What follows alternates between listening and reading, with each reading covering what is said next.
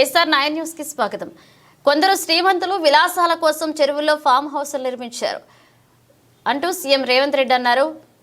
ఈ ప్రజలకు కోట్లాది మంది దాహార్తిని తీర్చే ఈ యొక్క చెరువులను శ్రీమంతులుగా గొప్ప వ్యక్తులుగా ఉన్న వాళ్ళు వాటి పక్కనే ఫామ్ హౌస్ల పేరు నిర్మించుకొని వాళ్ళ డ్రైనేజ్ కాలువలు తీసుకెళ్ళి గండిపేటలో కలిపినారు. నేను ఇక్కడ వేదిక మీద ఉన్న పెద్దలతో పాటు ఇక్కడ వచ్చిన భక్తులను నేను ఒకటే మాట అడగదలుచుకున్నా.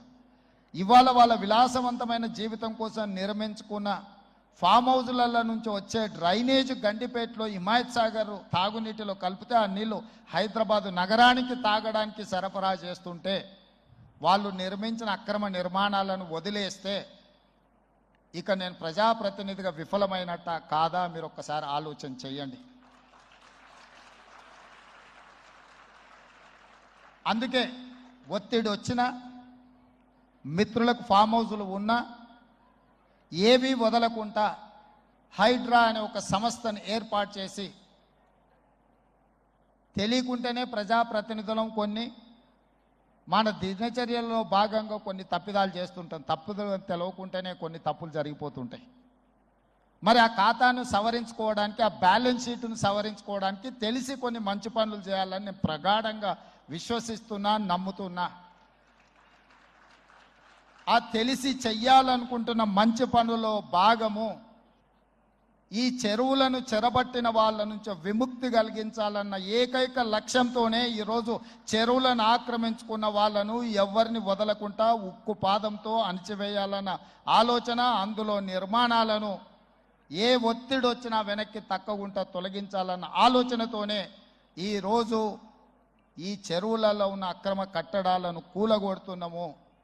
దీనికి స్ఫూర్తి భగవద్గీత అనే కురుక్షేత్ర యుద్ధ సందర్భంలో అర్జునుడు ఆయుధాలను కింద పడేసి రాజ్యం కోసం భీష్మ పితామహుడు, అదేవిధంగా కర్ణుడు, దుర్యోధనుడు, దుశ్శాసనుడు నా సహోదరులందరూ ఆ పక్కన నించుంటే ఈ రాజ్యం కోసం వాళ్ళందరినీ సంహరించడం, వాళ్ళని సంహరించి రాజ్యాన్ని సాధించుకోవడం ద్వారా ఏమి ఉంటుంది, ఏం మనశ్శాంతి వస్తుంది అని చెప్పి అర్జునుడు యుద్ధతంత్రం నుంచి తప్పుకుంటా అన్నప్పుడు శ్రీకృష్ణ భగవానుడు బోధించిందే భగవద్గీత. చంపేదెవరు, చంపించేదెవరు, లోక కళ్యాణం కోసం నీ బాధ్యతను నెరవేర్చాల్సిందే. ధర్మం బ్రతకాలి, అధర్మం ఓడాలి అంటే నువ్వు యుద్ధం చెయ్యాల్సిందే అనే యుద్ధ నీతిని ఆ రోజు అర్జునుడికి బోధించింది శ్రీకృష్ణ భగవానుడు. ఇవాళ ఆ శ్రీకృష్ణ భగవానుడి బోధనానుసారమే ఈరోజు ఈ చెరువులను కాపాడే కార్యక్రమాన్ని నేను తీసుకుంటున్నా. నాకు తెలుసు ఈ చెరువులలో నిర్మాణమైన విలాసవంతమైన ఫామ్ హౌజులు ప్రభుత్వాన్ని ప్రభావితం చేయగలిగిన స్థానాలలో ఉన్న చాలామంది వ్యక్తులు ఉన్నారు.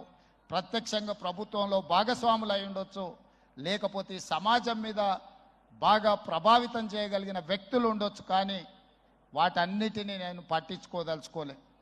ఇది భవిష్యత్ తరాలకు, ఇది రాజకీయాలకు సంబంధం లేదు. నేను స్పష్టంగా చెప్పదలుచుకున్నా. రాజకీయాల కోసమో లేకపోతే రాజకీయ నాయకులను కొంతమందిని దృష్టిలో పెట్టుకొని చేపడుతున్న కార్యక్రమం కాదు ఇది. భవిష్యత్ తరాలకు, మన పిల్లలకు, వాళ్ళ పిల్లలకు వారసత్వంగా మనం అందించే సంపద ఈ సరస్సులు, ఈ నదులు, లేకపోతే ఈ రోజున్న ఈ చెరువులు.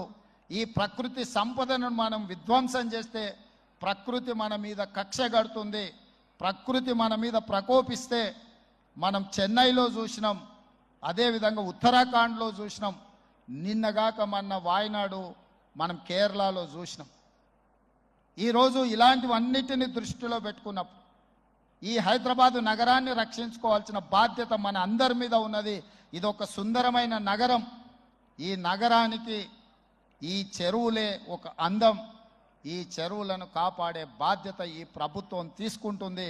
ఎవరు ఏమనుకున్నా, ఎవరు ఏ ఒత్తిడి తెచ్చినా వాటన్నిటిని పక్కన పెట్టి చెరువులను ఆక్రమించుకున్న వాళ్ళ భరతం పడుతుంది ఈ ప్రభుత్వం అని చెప్పి నేను ఈ సందర్భంగా తెలియదలుచుకున్నా. ఆనాడు కురుక్షేత్రంలో ధర్మం వైపు శ్రీకృష్ణుడు, అర్జునుడు నిలబడ్డందుకే ఈరోజు ఆ ధర్మం అనేది కాపాడింది. వాళ్ళు ధర్మాన్ని కాపాడితే ధర్మం మనల్ని కాపాడింది. ఈరోజు మనం చేస్తున్న పని కూడా అలాంటిదే. మీ అందరి సహకారం ఉండాలి. అదేవిధంగా